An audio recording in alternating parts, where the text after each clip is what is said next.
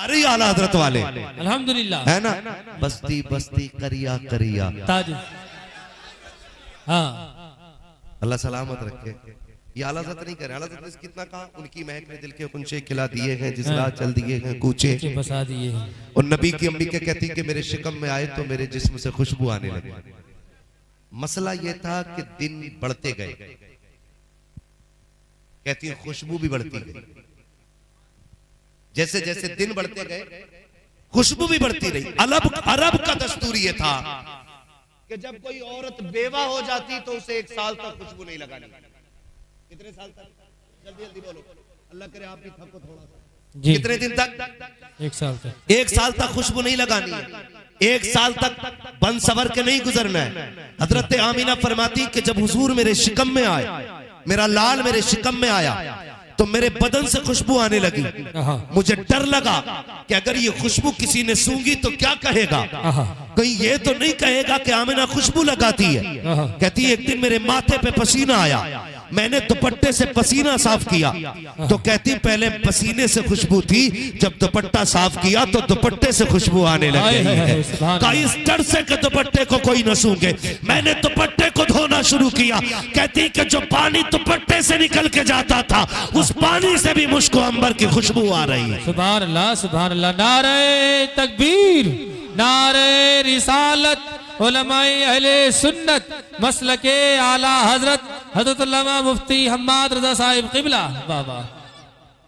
चलूं आगे थोड़ा सा जी, वक्त बहुत ज्यादा हो चुका है। चले आगे। क्या बात है, सलामत रहे, तुम्हारी मोहब्बतों के कुर्बान जाऊं। इतने अच्छे भी सुनते हैं हमारे इलाके में लोग। अरे बहुत अच्छा सुनते हैं। हाँ 2 घंटे बोलना, अरे किसी को इतना न चाहो कि दम निकल जाए। नबी को बाहर जाना, प्यार इतना ही रखो कि समझ ना भी जरा सलामत रहे। कहते हैं या रसूल अल्लाह। या रसूल।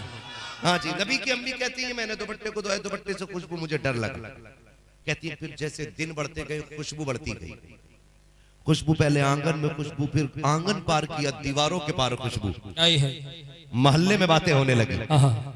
ये खुशबू किधर से? आमीना के यहाँ से आती है। हजरत आमीना जाती थी घर के बाहर भी, अगर निकली तो रास्ते महकते थे। एक दिन मेरे हुजूर के दादा जी, क्या नाम है हुजूर के दादा? सुभान अल्लाह। अब्दुल हजरत अब्दुल मुत्तलिब खाने काबा का तवाफ कर रहे हैं जी। मुवाहिद थे, बुतों की नहीं पूजा करते थे, खाने काबा का तवाफ कर रहे हैं। इतने में कुछ बंदे आए, उन्होंने कहा काबे के मुतवल्ली हो, अपनी जगह है, हरम के खजानची हो, ये भी अपनी जगह है। लेकिन बात इतनी अजीब है कि कहना मजबूरी बन गई है। कहा क्या मजबूरी है? कहा कि अरब का दस्तूर ये है कि जब कोई औरत बेवा हो जाती है तो खुशबू नहीं लगाती जी। कहने लगे हाँ है। कहा फिर ये उसूल आपके घर में भी चलते होंगे? जी। कहा हाँ। कहा फिर ये बताओ तुम्हारे घर की जो बहू है अब्दुल्ला की बीवी आमीना, वो खुशबू क्यों लगाती है? अल्लाह, वो खुशबू क्यों लगाती है? और कहा कि ताज्जुब की बात है, जो खुशबू वो लगाती है वो पूरे मक्के में नहीं मिला। वाह वाह वाह वाह, सुभान अल्लाह, क्या कहनी, वाह वाह। जब इतनी बात हुई, मक्के का सरदार हो भाई, मोहल्ले का सरदार हो जी, का इलेक्शन जीत जाए और अब उसकी जिम्मेदारी के बारे में सवाल किया जाए, उसको कितनी जिल्लत फील हो सकती है ना, कितनी इंसल्ट महसूस करेगा वो अपनी बेइज्जती। प्रधान से गांव के बारे में पूछा जाए कि भाई ये तुम प्रधान हो, नालियों में गारा क्यों है? तुम्हारी निगरानी थी, ये रात में लाइट कैसे खुल गई रात में? भाई तो उसको मसला पहुंच जाता ना। ओहो बंदा काबे का मुतवल्ली और मक्के का सरदार, वो भी खानदान कुरैश का सरदार, और सवाल किया जाए उससे जी कि तुम्हारे घर की बहू खुशबू क्यों लगाती है? जैसे इतनी बात सुनी है, बदन सर्द चेहरा जर्द, आंखों में सुर्खी, गर्दन झुकाए घर आए। अपनी बीवी मेरे नबी की दादी हजरत फातिमा को आवाज दे के कहते हैं, फातिमा का जी मेरे सरताज का जरा आओ तो सही। हजरत फातिमा आई है, अपने सरताज का चेहरा देखा, परेशान हो जाती है, मेरे सरताज आज क्या मामला है? इस उदासी के साथ आज तक मैंने खानदान कुरैश के सरदार को नहीं देखा है, बनु हाशिम के कबीले के इतने बड़े सरदार को आज तक मैंने इस खामोशी से नहीं देखा है। मेरे सरताज बात क्या है, हजरत अब्दुल मुत्तलिब ने कहा था, ए मेरी शरीक हयात, आज तक कोई मेरी नजरें न झुका सका, लेकिन आज अपने घर की वजह से मुझे गैरत आ गई है। का बात क्या है, का मक्के के लोगों ने बताया है हमारे घर की बहू अब्दुल्ला की ज़ौजा सुना के खुशबू लगाया करती है, इत्र लगाती है, जरा जाओ तो सही उससे पूछो तो सही वो खुशबू क्यों लगाया करती है। हजरत फातिमा ने इतना सुना के बदन पे कपकपी तारी हो जाती है, हाथ जोड़ के अपने शौहर से कहती है, मेरे सरताज मुझ में हिम्मत नहीं है, मैं जाकर के सवाल नहीं कर सकती हूँ। का किस लिए, का चंद दिन पहले यही ख्याल मेरे दिल में आया था कि मैं आमिना से पूछूं कि खुशबू क्यों लगाती है। का यह सोच करके मैं सामने गई, मैंने सिर्फ आमिना कहा था, उसने नजर उठाई, एक नूर उसकी पेशानी से निकला जिसे देख के मैं बेहोश हो गई थी। का मेरे सरताज मुझ में ताकत रखी है कि मैं पूछ सकूं, अगर सवाल करना है तो आप जाकर के पूछ लीजिए, आपकी भी बेटी लगती है। हजरत फातिमा ने कहा, बेटी सुनो, तुम्हारे बाबा मिलने आ रहे हैं। अल्लाह अकबर, हयाओं की चादर में लिपटी हुई वो खातून अजमतों का पैकर जनाब आमीना उनके सिमट के हया से खड़ी होती है। हजरत अब्दुल मुत्तलिब आ रहे हैं, गर्दन झुक जाती है, जैसे जनाब अब्दुल मुत्तलिब ने अपना कदम रखा है, हजरत आमीना ने सलाम किया है। सलाम का जवाब दे करके हजरत अब्दुल मुत्तलिब ने पहला सवाल किया था, ए मेरी बेटी बता तो सकी, क्या तुझे मेरा अब्दुल्ला प्यारा नहीं था? क्या तुझे उसकी जुदाई का गम नहीं है? क्या तुझे मेरे बेटे की मौत का एहसास नहीं है? का बजी बात क्या हो गई है? हजरत आमीना कहती है, अब्बा जिस दिन से अब्दुल्ला का इंतकाल हुआ है कोई रात ऐसी नहीं है जो बगैर रोए गुजर गई हो। अब्बा जी मेरी खुशियां उसी दिन उजड़ गई थी जब मेरे अब्दुल्ला का इंतकाल हो गया था। अब्बा हर औरत अपने शोहर का जनाजा देखती है, आमीना तो मरने के बाद अब्दुल्ला का चेहरा भी न देख सकी है। अब्बा जी आप कैसे कह रहे हो कि मुझे अब्दुल्ला से प्यार नहीं है? का बेटी अगर प्यार है तो मक्के वाले बताते हैं कि तुम कोई खुशबू लगाया करती हो, इत्र लगाया करती हो। इतना सुना हजरत आमीना की चीख निकल जाती है, रो के कहती है, अब्बा जी मैंने कोई खुशबू नहीं लगाई है, कोई इत्र नहीं लगाया है। का बेटी अगर खुशबू नहीं लगाई है, इत्र नहीं लगाया है, तो ये गलियां क्यों महक रही है? हजरत आमीना ने कहा था, बात ये नहीं है कि मैंने कोई खुशबू लगाई है, हकीकत तो ये है जब से मैं मेरे शिकम में आपके बेटे अब्दुल्ला की अमानत आई है, मैं जिन गलियों से गुजर जाती हूँ वो गलियां खुशबू से महक जाया करती। अल्लाह अकबर, या रसूल अल्लाह, या गौस, आला हजरत, आला हजरत, आला हजरत,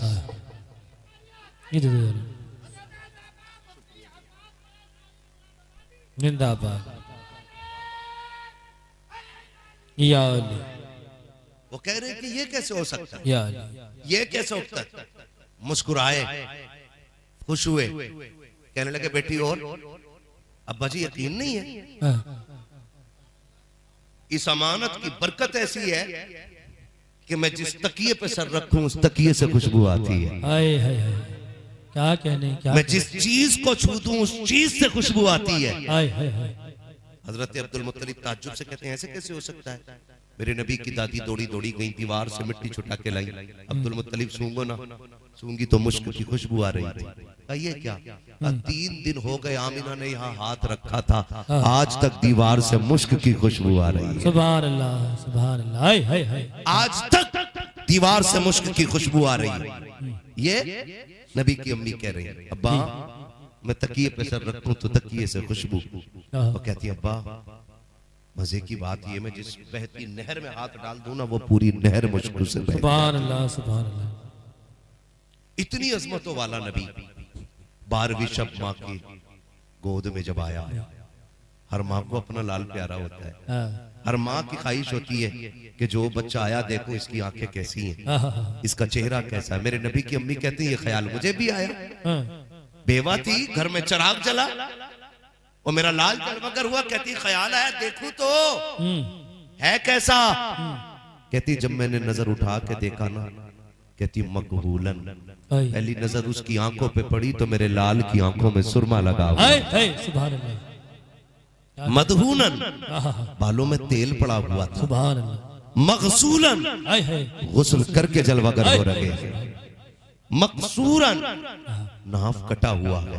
मखतूनन, खतना शुदा पैदा हो रहे हैं। मुअत्तरन, और खुशबू की तो बात ना करो, पैदा मेरे घर में हुआ था, मक्के की सारी गलियां महकने लग गई। सुभान अल्लाह, सुभान अल्लाह, वाह वाह वाह। ये कौन कह रहा है? नबी की अम्मी। नबी की अम्मी मेरे लाल ने सजदे में सर रखा।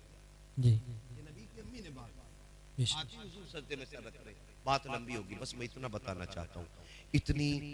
इतनी मोहब्बतों का और इतनी हसरतों का मांगा हुआ शहजादा वो जलवागर हुआ। हाय फिर माँ की आगोश रहमत में आया। बहुत गौर से सुनिएगा। बहुत जल्द हजरत हलीमा सादिया लेकर के चली गई। कौन ले गई? हजरत हलीमा सादिया। 4 साल तक अपने पास रखा हजरत हलीमा सादिया। कितने साल? 2 साल बाद लाई, फिर लेकर के चली गई, इजाजत लेकर के। आमिना, इसकी जुदाई बर्दाश्त नहीं होती। एक बार और दे दो ना, फिर दे दी। 4 साल की उम्र तक हुजूर हजरत हलीमा सादिया के पास। फिर 4 से 6 साल तक मेरा नबी माँ के साथ रहा है। कितने साल? 4 से 6 साल, यानी कि 2 साल हुजूर अपनी वालिदा के साथ। और उन 2 सालों का तज़किरा करके मेरे नबी अक्सर रोया करते। अल्लाह, अक्सर मेरे नबी रोते थे और सहाबा इकराम से कहते थे, सहाबा आज भी मुझे माँ की एक बात रुलाती है। सहाबा गर्दन झुका के बैठ जाते, हुजूर आपको माँ की याद आती है? हुजूर आप कहते तो दरख्त खुद चल के आते, अल्लाह, उंगली उठा दो तो डूबा सूरज पलट आता है, बेशक। तेरे एक इशारे से चांद सीना चीर देता है, सुभान अल्लाह, तू बोले तो पत्थर बातें करते हैं, बेशक तेरा खिलौना तो चांद सितारे बन गए थे। बेशक। आपको भी माँ की याद आती है? जी। हुजूर आप रुख फेर दे तो अल्लाह किबला बदल दे। आपको भी माँ की याद आती है? मेरे नबी ने कहा था, हाय हाय, आज भी माँ की एक बात याद आती है। जी। हुजूर कौन सी? कहा मैं छोटा था ना, बहुत कम माँ के पास रहा, तो मेरी माँ मुझे लिटाती, जैसे माँ का उसूल होता है, बेटों का सर अपने बाजू पे रखती है। जी, देखा होगा ना आमतौर पर, हुजूर फरमाते मेरी माँ भी ना मेरा सर अपने बाजू पे रखती जी। और अपने चेहरे पे चादर डालती और चुपके रोया करती। कहते हुजूर ये कह के रोया करते थे, मैं कान लगा के सुनता, मेरी माँ रो के कहती थी, मालिक पैदा होने से पहले बेटा यतीम हो गया, अगर मैं चली गई तो मेरे बेटे का ख्याल कौन रखेगा? अल्लाह, हुजूर ये कह के तड़प जाया करते थे। कहते माँ ये होती है, और मेरा नबी माँ की कब्र अनवर पे जाते, अकेले नहीं सहाबा को लेके जाते, खुद भी रोते, सहाबा भी रोया करते थे। बेशक। अल्लाह अकबर। और कहते सहाबा मुझे मेरी माँ की बड़ी याद आती है, आज ना माफ कीजिएगा। कितने बेटे माँ बाप कब्रिस्तान में ऐसे दफना के आ गए कि कब्रों के निशान भी आज याद है। पूछ रहे चचा अब्बा किस कोने में दफन? जी, तुम्हें तो पता होगा ना, जी। माँ की कब्र किधर थी? सगे बेटे को बाप की कब्र का नहीं पता। मैं नहीं जानता कि वो क्या बरकतें पाता होगा, लेकिन एक बात बता दूं, जिंदगी में भी इनके उठे हुए हाथ खाली नहीं छोड़ता अल्लाह। जी, जी, ये बेशक। ख्याल रखिए, बाप नहीं खोया है, दुनिया की बहुत बड़ी दौलत हमने खो दी है। इतनी बड़ी दौलत कि अब कोई शय उसका बदला नहीं बन सकती, हमने वो शय खो दी। इसके हाथ उठ जाएं अल्लाह का अर्श हिल जाता है। लेकिन याद रखिए, सिर्फ जिंदगी में नहीं, मरने के बाद भी माँ बाप औलाद के काम आते हैं। जी, जी, अगर आज भी कोई काम ना बनता हो, कब्रिस्तान जाओ, जी। माँ या बाप जिसकी भी कब्र हो वहां खड़े हो, अल्लाह तौफीक दे तो जितना आपको कुरान आता हो कुरान पढ़े, दुरूद आता है दुरूद पढ़े, कलमा शरीफ आता है कलमा शरीफ पढ़े, कुछ नहीं आता बिस्मिल्लाह शरीफ पढ़े, और पढ़ के उनकी रूह को बख्श दें, और फिर अब्बा की कब्र पे बैठ के कहें, अब्बा तेरा बेटा मुश्किल में आ गया है, बहुत दुखों में घिर गया हूँ, दुनिया बड़ी जालिम निकली है, जब से तू आया है ना बस रास्ते तंग हो गए हैं, दुआ कर दे तेरा बेटा मुश्किल से निकल जाए। कसम खा के कहता हूँ अल्लाह की इज्जत की, अगर तुमने सच्चे दिल से बाप से इतना कह दिया ना, तो तुम घर पलट के बाद में आओगे, वो रब को राजी करके तुम्हारी मुश्किलें पहले आसान कर देगा। सुभान अल्लाह, नारे तकबीर, नारे रिसालत, उलमाए अहले सुन्नत। वाह वाह। अभी हो जाया करो कब्रों पे खड़े, आज कितने बरस हो गए हम अपनों की कब्रों पे नहीं गए। जी हाँ, कचहरी हम 8वें दिन जा रहे हैं, 30 दिन जा रहे हैं, फसाना भैया गोली लगवानी है। लेकिन कब्रिस्तान में हमारे आबा उस्ताद इंतजार कर रहे हैं। जी जी भी गया तो जल्दी जल्दी गया और इधर उधर देखा, पड़ी भाग गया। वो देख कब्र से माँ कह रही बेटे रुक जा, बेटे रुक जा। अब्बा कह रहा ठहरना, मैं तो तेरे बगैर रहता भी नहीं था, आज मेरे लिए तेरे पास 5 मिनट नहीं, आ रुक, कुछ मेरी भी सुन जा, कुछ अपनी सुना जा। सुन, तू आया है ना, कब्र में दिल लगने लग गया है। ये कब्रों की हकीकत होती है, पूरी जिम्मेदारी के साथ इन उलमा की मौजूदगी में। जी जी अल्लाह का शुक्र है हम बरेलवी लोग हैं। सुभान अल्लाह, अल्हम्दुलिल्लाह, बरेलवी लोग हैं, अल्हम्दुलिल्लाह। वहाबियों के यहाँ कब्रों के निशान मिटाए जाते हैं जी, और बरेलवियों का उसूल ये है कि अगर माँ बाप की कब्र पे जुमे के दिन जाया जाए, अल्लाह सारे गुनाह माफ करके मर जाने वालों को जन्नती बना देता है। सुभान अल्लाह, सुभान अल्लाह, अल्लाह।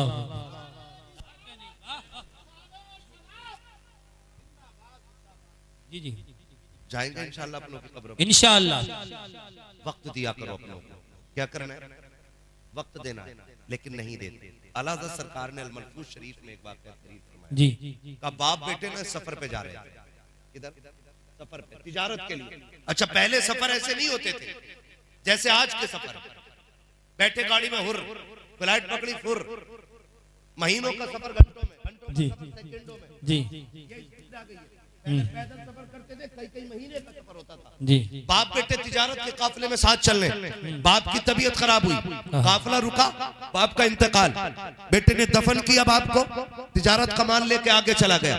जब उसी रास्ते से काफिला तिजारत का वापस हुआ और बेटे को ख्याल आया यहाँ अब्बा को दफनाया था, तो फिर ये भी ख्याल आया अगर रुक के फाता पढ़ता हूँ तो शाम हो जाएगी। जी, ये आला हज़रत लिख रहे, सुने बहुत गौर से, जी, आला हज़रत ने लिखा इस बात को, अगर रुक के यहाँ फाता पढ़ता हूँ तो शाम हो जाएगी, चलो फाता फिर पढ़ लेंगे।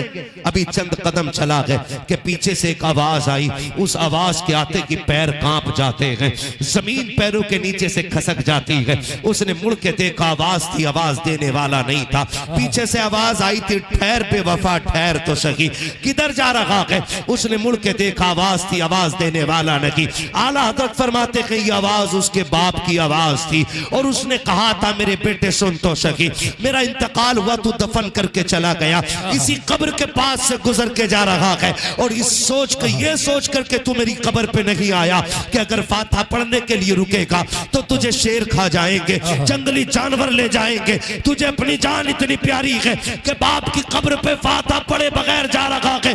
आला हजरत फरमाते हैं बाप की कब्र से आवाज आई थी, नादान, अगर मेरी जगह तू होता और तेरी जगह मैं होता, कब्र में तू लेटा होता, सफर में मैं होता, बेटे अगर तेरे और कब्र के फासले में कोई आग भी बिछा देता, बेटे मैं तेरा बाप हूं, आग पे भी चलना पड़ता तो मैं चलता और तुझ पे फातिहा पढ़े बगैर मैं कभी आगे नहीं जा सकता। सुभान अल्लाह, सुभान अल्लाह।